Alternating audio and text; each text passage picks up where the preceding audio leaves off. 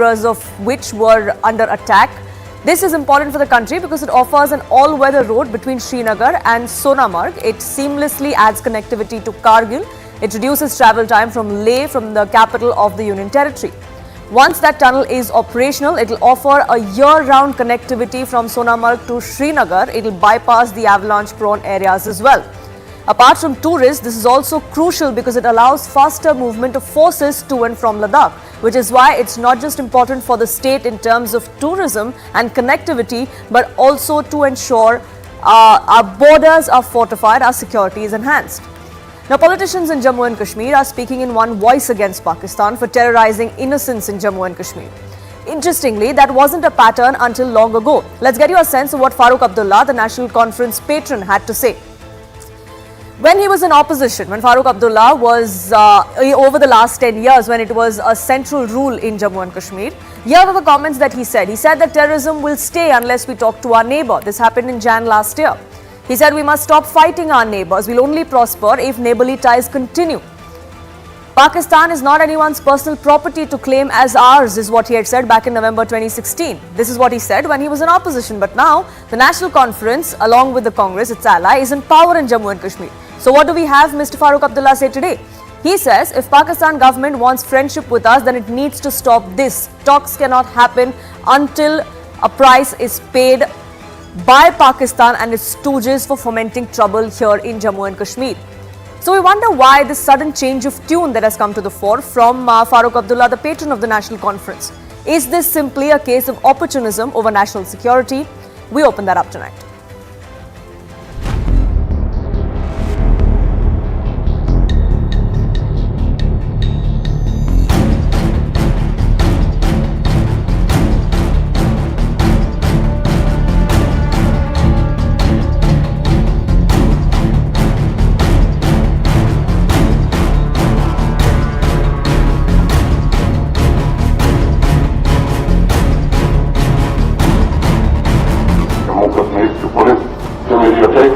जल्द से जल्द उन लोगों को अंजाम तक पहुंचाने के लिए और सभी लोगों की पहचान करने के लिए शीघ्रतापूर्ण कार्रवाई करनी चाहिए।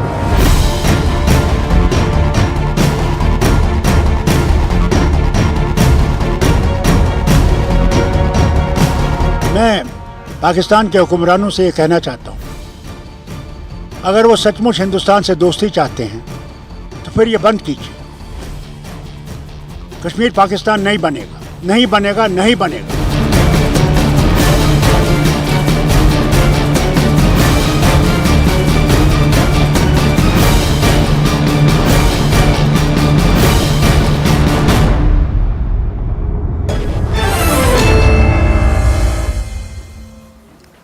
Let's open this up. Pradeep Bhandari, national spokesperson of the BJP, joins us. Sandeep Wazir, leader of the JK National Conference. Lieutenant General retired Satish Dua, who's a former GOC 15 Corps Indian Army, joins us as well. Before we get into the politics of it, Lieutenant General Dua, let me ask you, this kind of attack, now we're seeing there is a back and forth as far as targeted areas in Jammu and Kashmir is concerned. We saw these attacks move to the south of Pir Panjal in Jammu region in the recent past. Now it seems like it's gone back to the Kashmir region. And terrorists are going to be perhaps out of a job after a few months because we're going to see the seasons change. We're going to see snow cover up all of these areas. Is that why we're seeing such kind of an attack that we saw yesterday? First of all, Poonam, I think when the south of Pir Panjal was activated a few months ago, it was largely to do with two facts.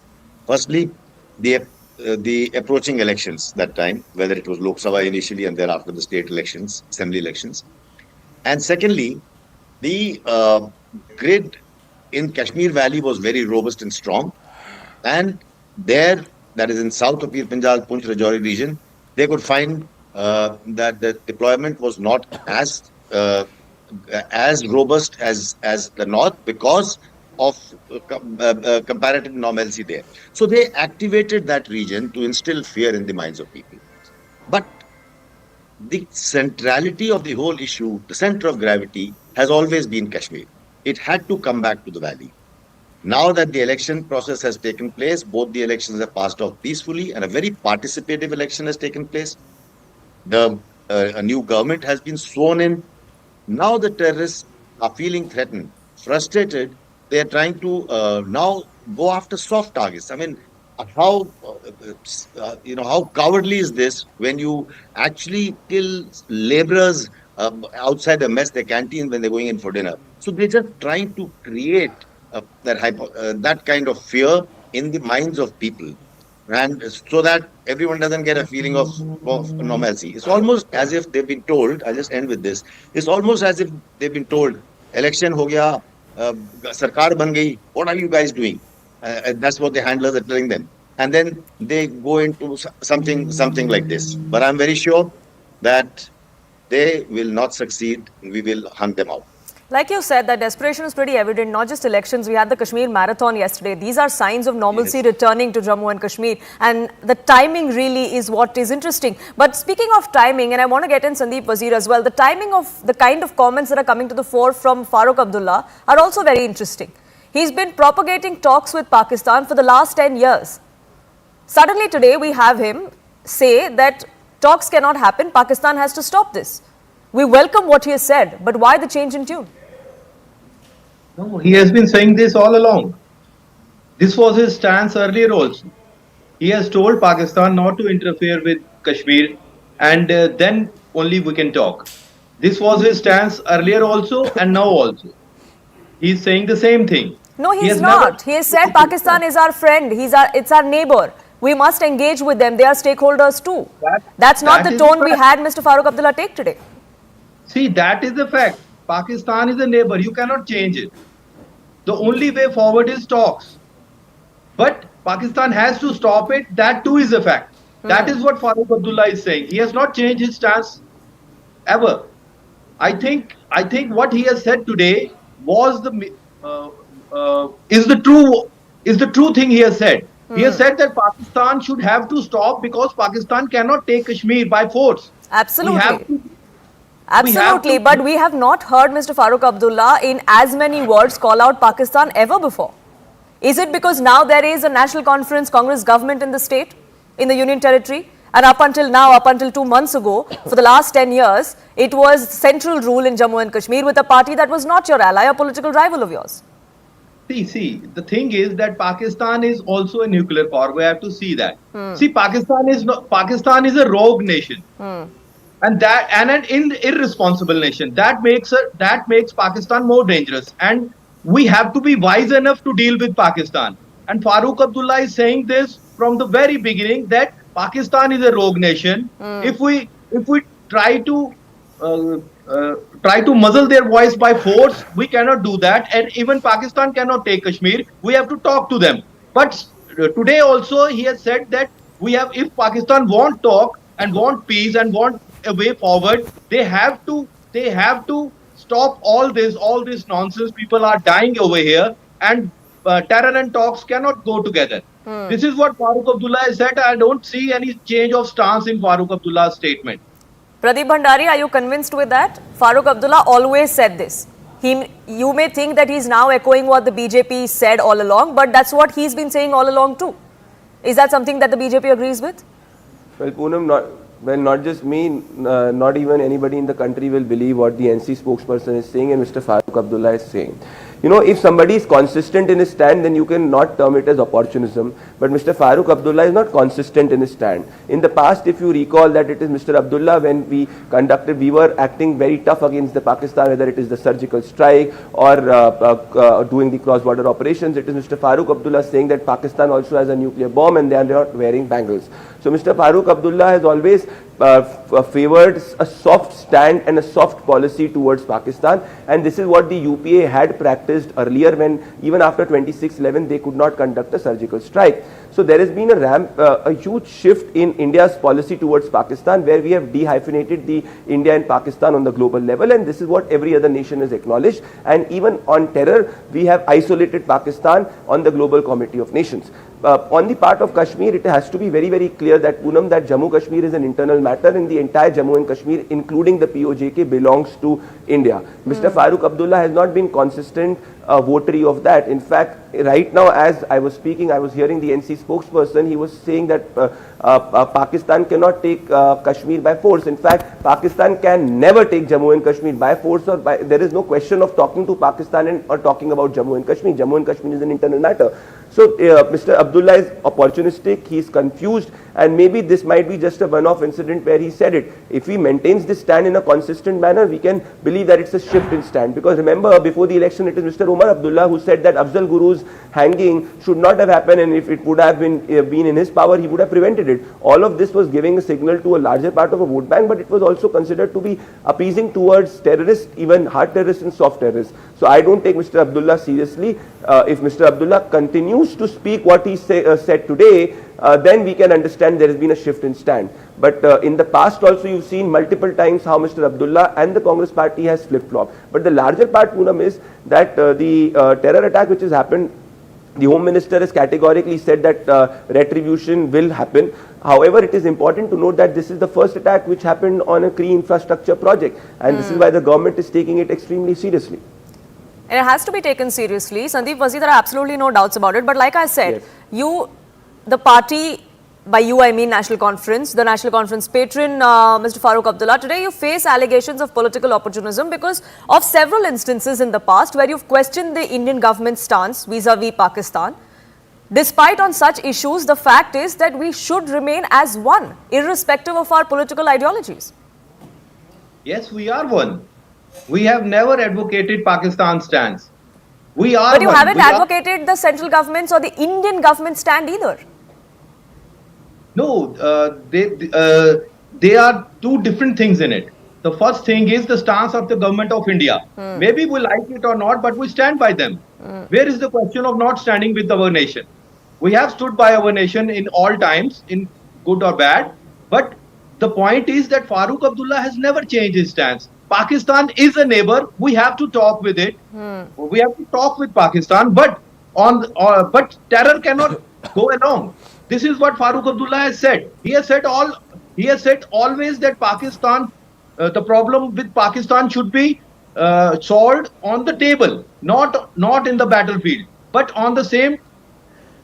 Hello, you. Yes, we Are can you hear hearing you. me? Yes, we can hear you. Go ahead.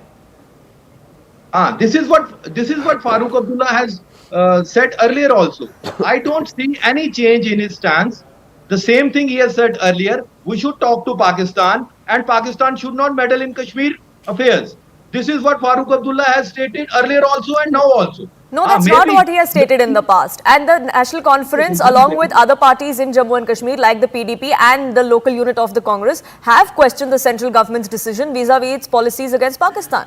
Be it surgical strikes or be it ties of sports that have taken place between the two countries, or the fact that abrogation of Article 370 was taken. One of the reasons that were kept in mind was that this would cut off terror. But that didn't happen. We were telling central government, see, central government, the stance of central government may be different from what we are thinking over here on the ground. But that doesn't mean that we are not with the central government. We are one as a nation, and we stood by our nation at all times. See, the point of 370, revoking 370, they said that it will root out terror, but that didn't happen. That didn't happen, and that was our stance, that 370 is not a problem. 370 was our right. It should not have been removed. This is the stance of National Conference. Where is the change in it? Farooq Abdullah. There is a change in that too, sir, because recently a resolution was passed after Omar Abdullah took over as the chief minister, and PDP and other parties in the state have questioned why the resolution was only about statehood and not about Article 370. So clearly that stand also has changed of the National Conference. No. The National Conference stands. National Conference stand is clear. Right now, at first, we want statehood back, and then 370 is also one of the core issues. We are working on it. We will take it back sooner or later, but we stood by our stand that 370 is an integral part of Jammu and Kashmir, and it should be returned to the people of Jammu and Kashmir. We stand by our statement. But right now, the problem is that we want statehood at the earliest so that the problem of the people can be addressed as soon as possible. So we don't change our stand. We have a same stance when Article 370 was removed. And now again, I categorically can say that getting statehood back is our first priority, and the second one, 70, we are not going to go back on to Article 370. It's interesting you say that because the optics are clearly not with you on that. But Pradeep Bhandari, as far as what the NC says, if we were to believe, for the sake of the country, that finally we have parties in Jammu and Kashmir speaking in the same tone as the Indian government, do you think this would pave way for better cooperation between the two now that there is a government in Jammu and Kashmir?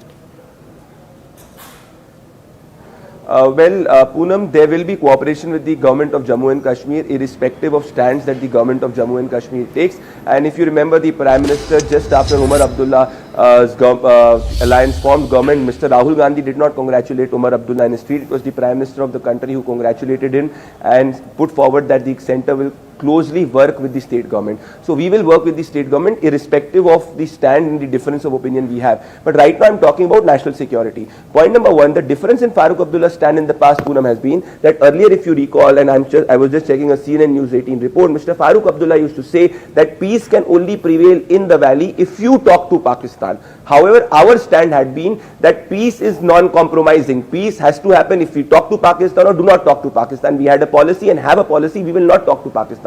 Today, Mr. Abdullah is saying that peace is a necessity. It is not contingent on talking to Pakistan. So there has been a flip-flop. Point number one. Point number two, the NC spokesperson has not heard what Mr. Umar Abdullah said after getting the mandate. He said that it will be foolish on the part of the NC to think that Article 370 can be got back because A, that it is now the Supreme Court has given a verdict on it. B, also along with that, the central government or no government in the near future can get Article 370 back because it is to do with the Constitution of India. So again, the NC spokesperson on your panel contradicted Mr. Umar Abdullah. This is why I do not want to take Farooq Abdullah's stand very seriously because they self-contradict themselves in the matter of few hours. Whether it is on Article 370, whether it is on Pakistan, they will take stands which appeases and suits them politically, and that will change as the weather changes in Jammu and Kashmir.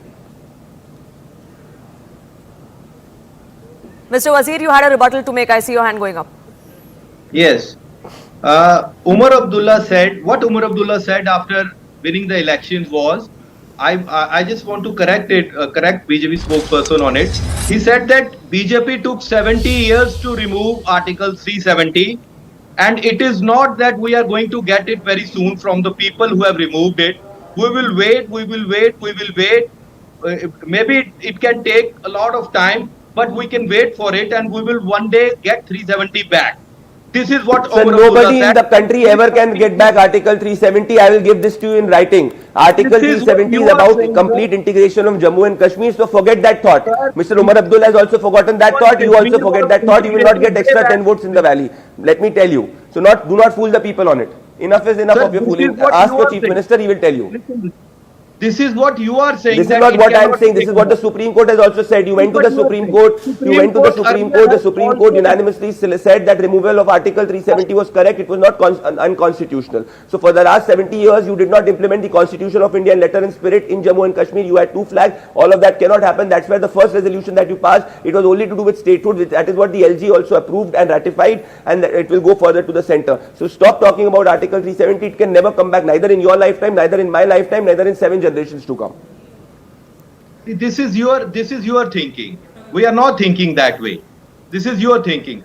Supreme Court has thinking. This is the thinking of the Constitution of India. It was not a one-judge bench. It was not a one-judge bench. It was a large bench. So even if you forget, Pradeep Bhandari, let him respond, please. So do not think about Article 370. Okay. Yeah. See, in two earlier cases also, Supreme Court has upheld decisions in favor of Article 370 also. Maybe this time they have revoked it. They have upheld the union government's decision, but who knows, in the future again we can get it back. So Article 370 is there in our agenda, and statehood is the prime agenda right now, which we are working on it. It's interesting because before elections, Article 370 and the restoration of it seemed to be the one-point agenda of the National Conference, and you said it will happen, it will be one of the first things that we do, that we start work on. But right after elections, we have the Chief Minister now, Umar Abdullah, come out and say that it will be foolish to expect restoration of Article 370 from the BJP. So until the government at the centre changes, there is no question of that happening, which means for another 5 years, there is going to be no movement on that. So isn't that a convenient way of putting it on the back burner? but you just use that issue to whip up this sort of sentiment ahead of elections. That's the allegation the NC faces. We cannot run away from the fact that the same government who has taken our 370 or revoked 370 will give it back to us. This is the fact, and we have to wait for at least 5 years to do something about it. So he said about fact. What wrong he has said? He has said that prime motive of us is to get our statehood back, and we will wait for 370 to return. When the right time comes, we will get it back. This is our prime agenda, one of our prime agenda. Sure. So when that happens, we don't know, but it's still a promise that the NC wants to keep. I don't have much time left, but I want Lieutenant General Dua to have the last word on this. Lieutenant General Dua, as far as Kashmir is concerned, like NC and the PDP and many within the Congress, at least locally, have pointed out that terror attacks still continue to happen. Just in this 1 year, we've seen several of those happen. Civilians seem to be the new target, like we were discussing right at the start. South of Pir Panjal is also something that seems to be a new area of concern as far as Pakistan pushing its proxies goes in Jammu and Kashmir. How do we then trust Pakistan, or will we always be looking over our shoulder when it comes to them? Slightly different perspective. You know, when I was a corps commander there, 2015 and 16, I mean, I'm talking of before Article 370, those are the times, there was so much violence in Kashmir. And not only the number of terrorist attacks, whether on the LOC infiltration attempts or in the hinterland, there was stone pelting on the road, there was band, there were hartals, the schools were closed. So protests were there, that agitational politics was there. Now we see that over the last 5 years, there is so much calm and quiet. The schools are running, there are no protests, no bans, no stone pelting. I mean, tourists are thronging, businesses are booming, there are malls, there are multiplexes, there are cinema, there are those KFC and Aldirams. All I'm trying to say is that when today's generation starts to enjoy the dividends of the peace dividend, I'm sure that things are going to change. However, will the terrorist attacks become zero tomorrow? Maybe not. There is a certain strength of residual terrorists in whole of J&K.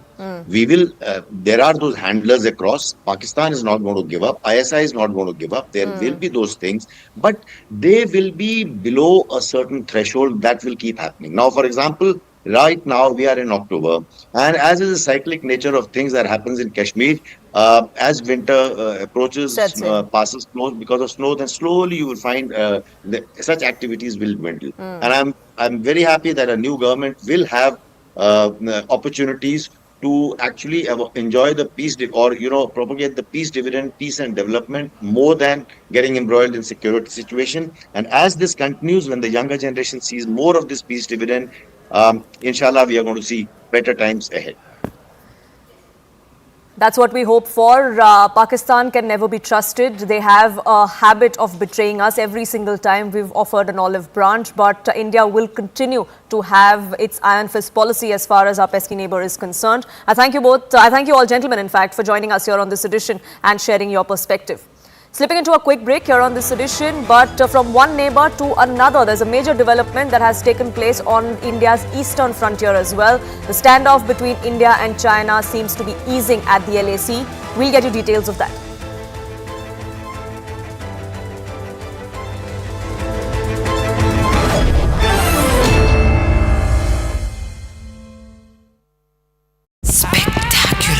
Where 24 hours have gone by and the person who had placed the bomb over here has still not been identified by the Delhi police. I'll just try and show you around in the visuals over here the area in which the bomb blast happened.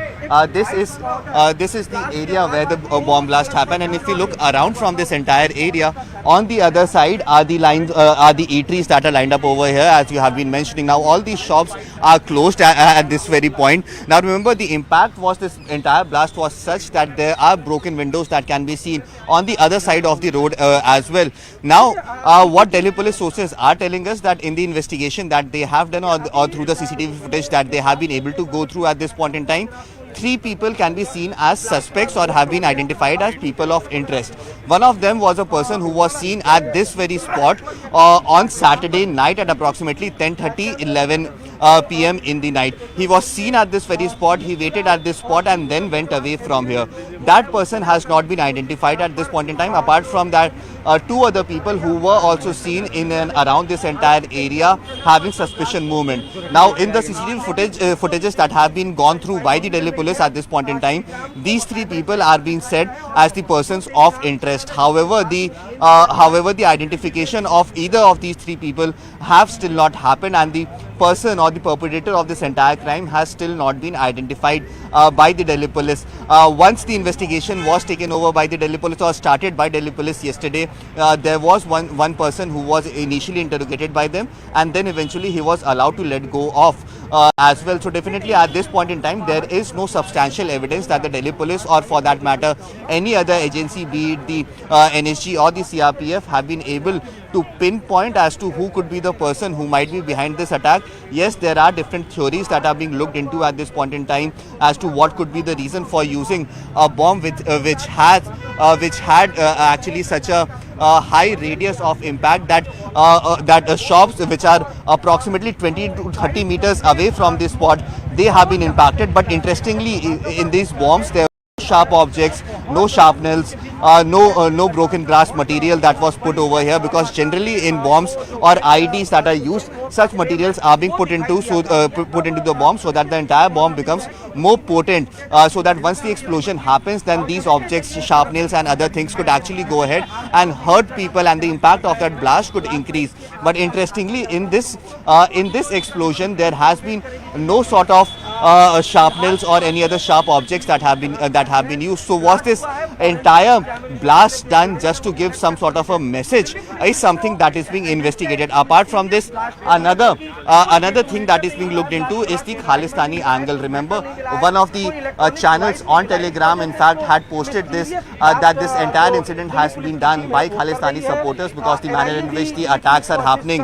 on Khalistanis across the world, they wanted to give this message that Khalistanis are much closer to the Indian agencies that they expect. Now, if I could just show you over here, just moments ago, a team of CRPF had come over here. Remember, CRPF have this expertise when it comes to looking into IED blast, because they are the people who are operating in places like Dantewada and other places in Chhattisgarh where there is a massive noise impact and there is a lot of IEDs that are being used. So over here there is also, it is being said that IEDs were used, and hence a team of CRPF had come up over here. They have monitored the entire location over here. They have measured the size of impact that the bomb blast has made. Somewhere or the other they will try to figure out as to what is the quantity of explosives that were used over here, and what kind of explosive was also used over here. Was it a highly technical IED, or was it an IED that could have been made by anyone, is something that the CRPF will come out with. But at this point in time, as the investigation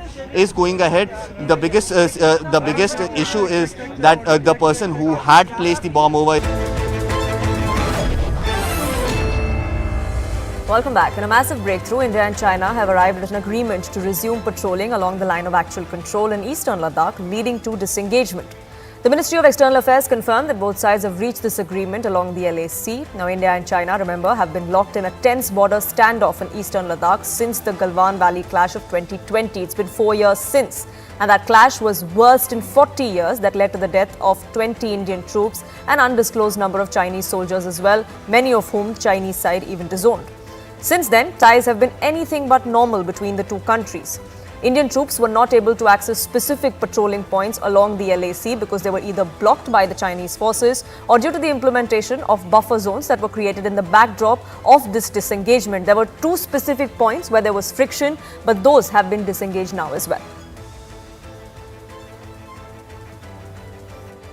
Over the last several weeks, Indian and Chinese diplomatic and military negotiators have been in close contact with each other in a variety of forums, and as a result of these discussions, agreement has been arrived at on patrolling arrangements along the line of actual control in the India-China border areas, leading to disengagement and a resolution of the issues that had arisen in these areas in 2020. And we will be taking the next steps on this. Time for a quick break on Plain Speak, but on the other side, we'll get you the population debate that is emerging from South India. Two chief ministers, including an NDA ally, making a pitch for larger families. Why is that? What's the repercussion? We'll get you more.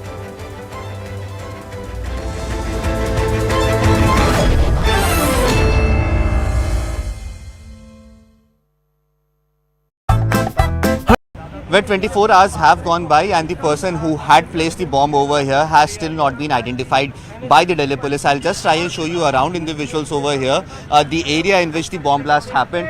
This is the area where the bomb blast happened, and if you look around from this entire area, on the other side are the lines, are the eateries that are lined up over here, as you have been mentioning. Now all these shops are closed at this very point. Now remember, the impact was, this entire blast was such that there are broken windows that can be seen on the other side of the road as well.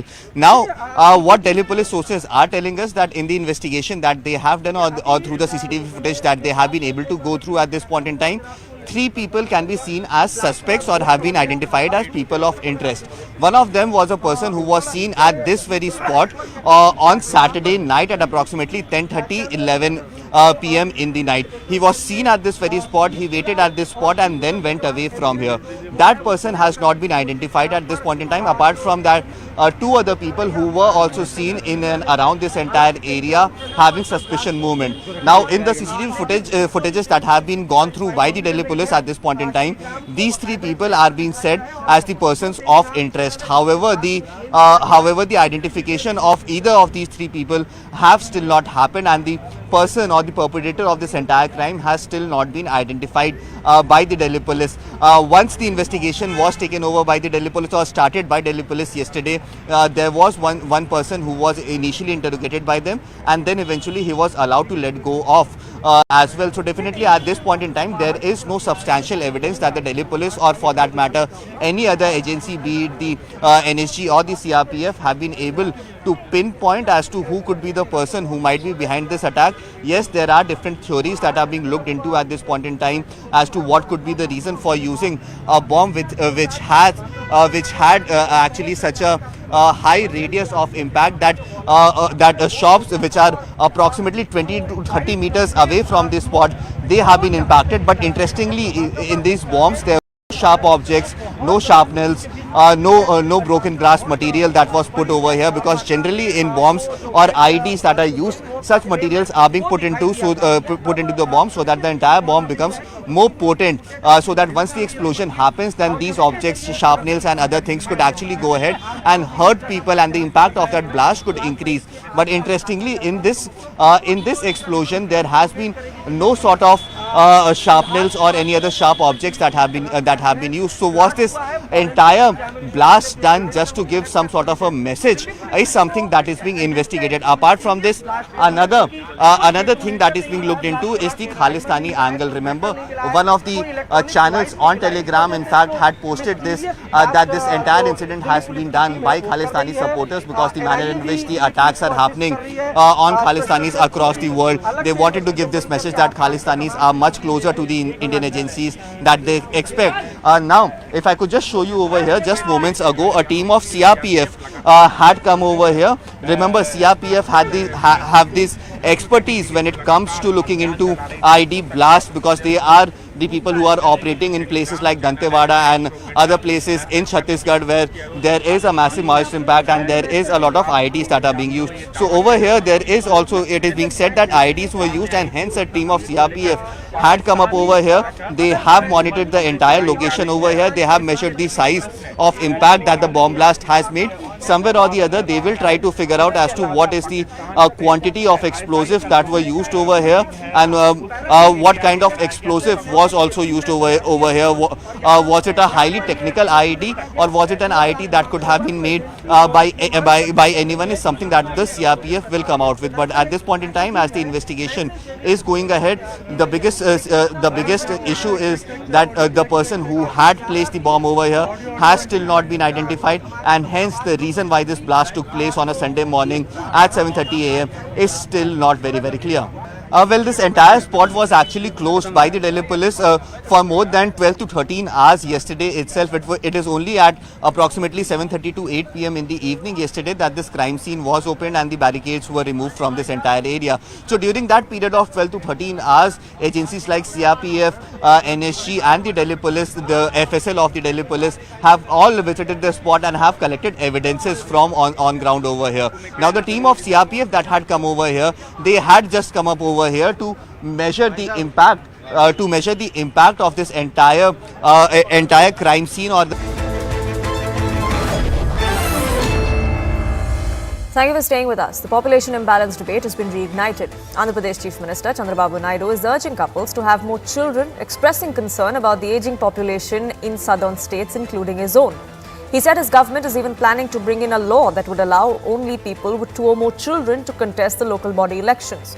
Now, that call was backed by Chief Minister of another southern state, Tamil Nadu. M.K. Stalin suggested that people in the state should have more children, linking it to the issue of the delimitation exercise. But there are going to be repercussions if this is a policy that is brought in and incentivized.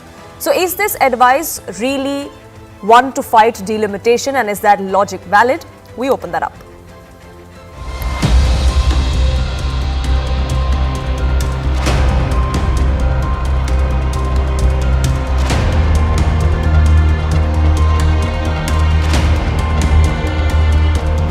Youngsters తగ్గిపోయారు. ఇప్పుడు south ఇండియాలో కూడా ageing problem వస్తూ ఉంది. The population of India is growing like anything, and to feed the people itself is becoming very difficult. To maintain the demography, because if the population comes down, demography will also change, and it will affect the whole state, culture, everything.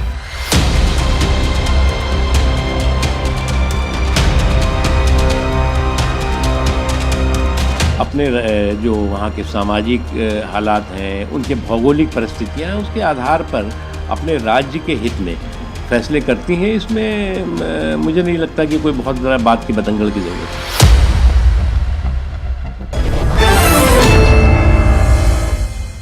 Let's open this up. Poonam Mutreja, Executive Director of Population Foundation of India, joins us. T.R. Srinivas, leader of the BJP, and Sujata Ali, leader of the Congress, is with us as well.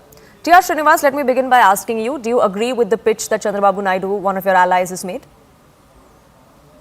Hi, very good evening, and hi to my fellow panelists. I was going through the statement of Sri Chandrababu Naidu Garu. He said need to have demographic advantage even beyond 2047. Okay, let me tell you like this. Very simple statistics. We have 26% below 14 age of 14, 15 to 64 around 67. Rest are above 65. Now, can you ever imagine China and we have a huge demographic difference. We have a median age of 28 and China has around 38. And to maintain this and to maintain our strategic autonomy, even in industry, even in the progress of this nation, distribution of resources, you need to have a working population which transforms the country on a year by decade. Now we cannot have a population which wholly depends on the scarce resources for welfare fund. For example, China, by 2035, it will have a 400 million people in age of 60 and above, which will drain the resources. So we have to meticulously plan in such a way that all these 3 categories of the age groups are meticulously balanced, so that we have more of resource balancing act, whether it doesn't apply to any religion. He was talking about demographic advantage because of what India rightly currently has. You know, you speak of the aging population and how that will put more pressure as far as the state coffers go. But isn't that the same case if you also then have freebies that have to be given as far as increased population is concerned? Because if you look at the total fertility rate, there was a disparity between southern states and the North Indian states, but that's not the case anymore. Most of the southern states are very close to the national average now. See, I'll give you again a perspective on the fertility rate. 1950, we have around 6.2%, and the way in 2022-23, we had 2% now across on an average. Now, the way it goes like this, we'll have 1.29%, or whether it drops below to 2100 in 2100 around 1%.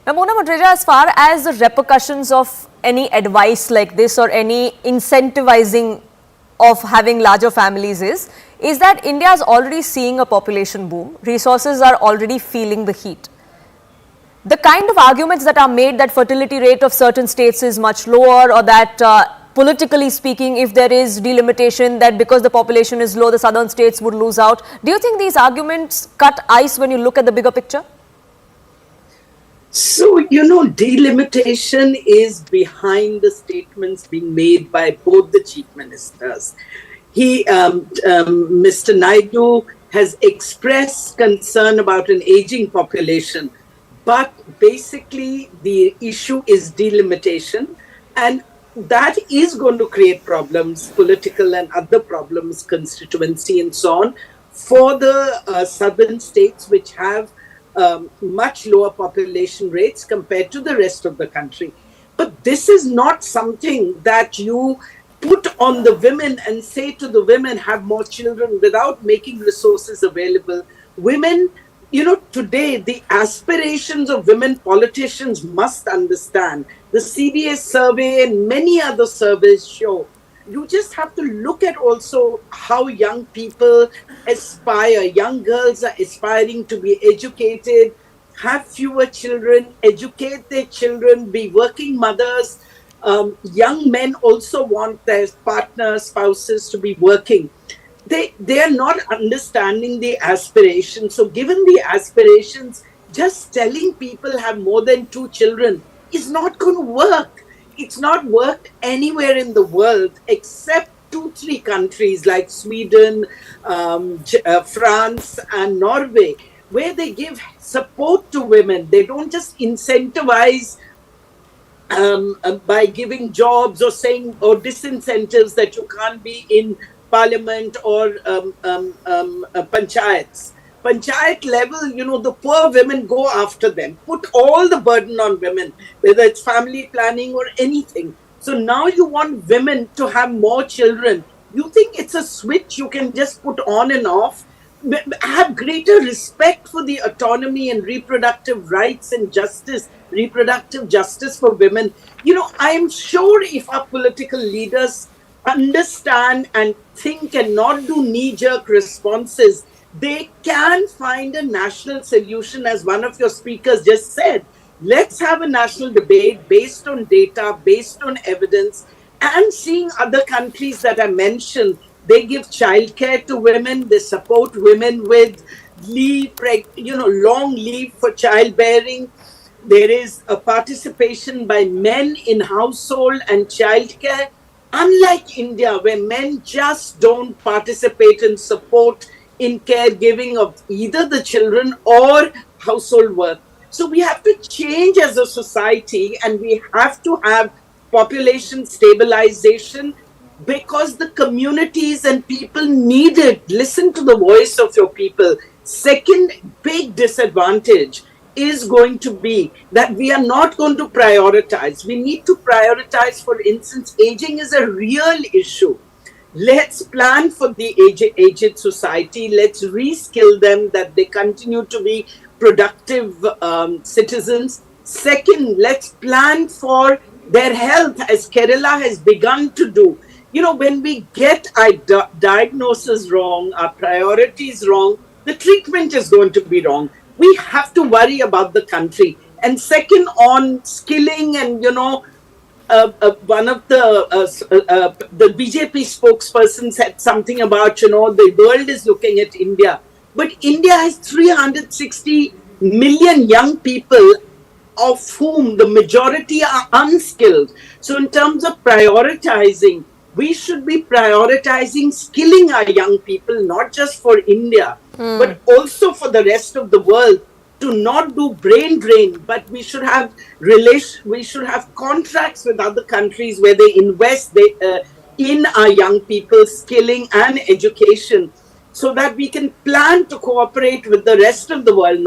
Sure. But if we don't cooperate between the North and South, where are we going to cooperate with the rest of the world? So there is a vision that's needed, and I welcome a debate and discussion on what works and what doesn't work. And last point that I want to make is, Tamil Nadu, Kerala, and Andhra Pradesh and Karnataka have done so well, especially those states which have high education levels for women, women's empowerment, which is what has led to a decline in population. But that's not something that should be punished, is also what one of the Congress members today said.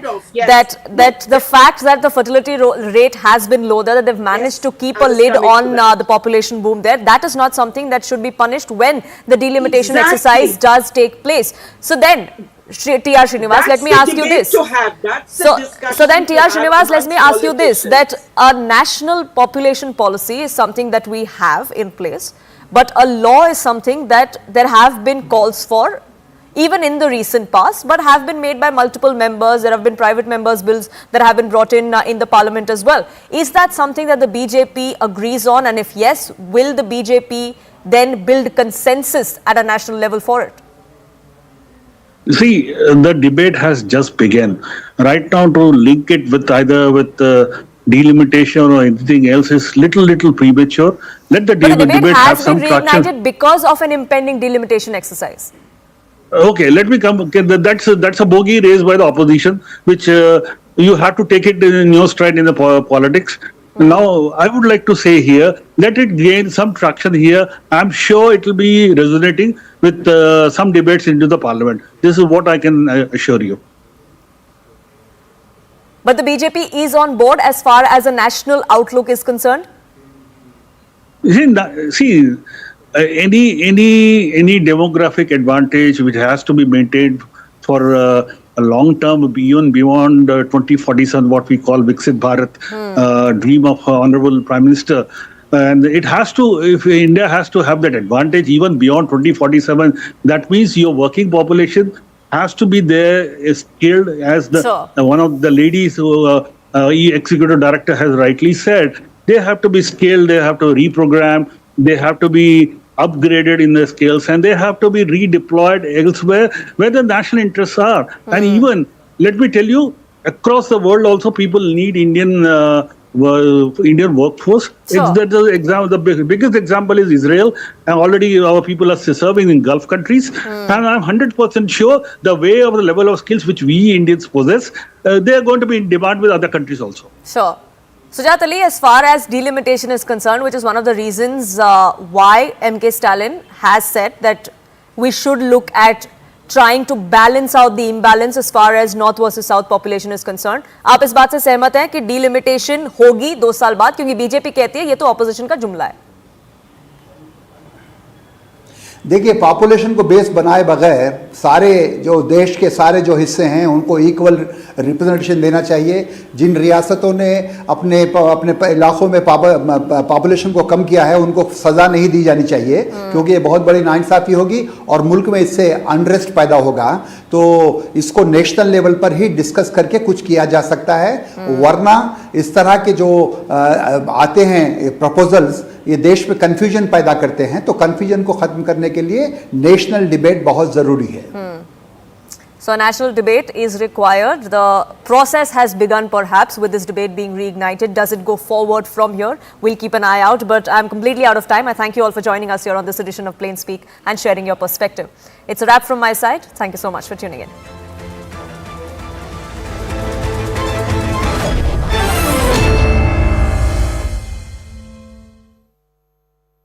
Co-powered by. Where 24 hours have gone by and the person who had placed the bomb over here has still not been identified by the Delhi police. I'll just try and show you around in the visuals over here, the area in which the bomb blast happened. This is the area where the bomb blast happened, and if you look around from this entire area, on the other side are the eateries that are lined up over here, as you have been mentioning. Now all these shops are closed at this very point. Now remember, the impact was, this entire blast was such that there are broken windows that can be seen on the other side of the road as well. Now what Delhi police sources are telling us, that in the investigation that they have done or through the CCTV footage that they have been able to go through at this point in time, 3 people can be seen as suspects or have been identified as people of interest. One of them was a person who was seen at this very spot on Saturday night at approximately 10:30-11 p.m. in the night. He was seen at this very spot, he waited at this spot and then went away from here. that person has not been identified at this point in time. Apart from that, two other people who were also seen in and around this entire area having suspicious movement. Now, in the CCTV footages that have been gone through by the Delhi police at this point in time, these three people are being said as the persons of interest. However, the identification of either of these three people have still not happened, and the person or the perpetrator of this entire crime has still not been identified by the Delhi police. Once the investigation was taken over by the Delhi police or started by Delhi police yesterday, there was one person who was initially interrogated by them, and then eventually he was allowed to let go of as well. So definitely at this point in time, there is no substantial evidence that the Delhi police, or for that matter any other agency, be it the NSG or the CRPF, have been able to pinpoint as to who could be the person who might be behind this attack. Yes, there are different theories that are being looked into at this point in time as to what could be the reason for using a bomb which had actually such a high radius of impact that shops which are approximately 20 to 30 meters away from this spot, they have been impacted. But interestingly, in these bombs there were sharp objects, no sharpnels, no broken glass material that was put over here, because generally in bombs or IEDs that are used, such materials are being put into the bomb so that the entire bomb becomes more potent, so that once the explosion happens, then these objects, sharpnels and other things, could actually go ahead and hurt people, and the impact of that blast could increase. But interestingly, in this explosion, there has been no sort of sharpnels or any other sharp objects that have been used. So was this entire blast done just to give some sort of a message, is something that is being investigated. Apart from this, another thing that is being looked into is the Khalistani angle. Remember, one of the channels on Telegram in fact had posted this, that this entire incident has been done by Khalistani supporters, because the manner in which the attacks are happening on Khalistanis across the world, they wanted to give this message that Khalistanis are much closer to the Indian agencies that they expect. Now, if I could just show you over here, just moments ago, a team of CRPF had come over here. Remember, CRPF have this expertise when it comes to looking into IED blasts, because they are the people who are operating in places like Dantewada and other places in Chhattisgarh where there is a massive moist impact and there is a lot of IEDs that are being used. So over here, there is also, it is being said that IEDs were used, and hence a team of CRPF had come up over here. They have monitored the entire location over here. They have measured the size of impact that the bomb blast has made. Somewhere or the other, they will try to figure out as to what is the quantity of explosives that were used over here, and what kind of explosive was also used over here. Was it a highly technical IED, or was it an IED that could have been made by anyone, is something that the CRPF will come out with. But at this point in time, as the investigation is going ahead, the biggest issue is that the person who had placed the bomb over here has still not been identified, and hence the reason why this blast took place on a Sunday morning at 7:30 a.m. is still not very clear. Well, this entire spot was actually closed by the Delhi police for more than 12 to 13 hours yesterday itself. It is only at approximately 7:32.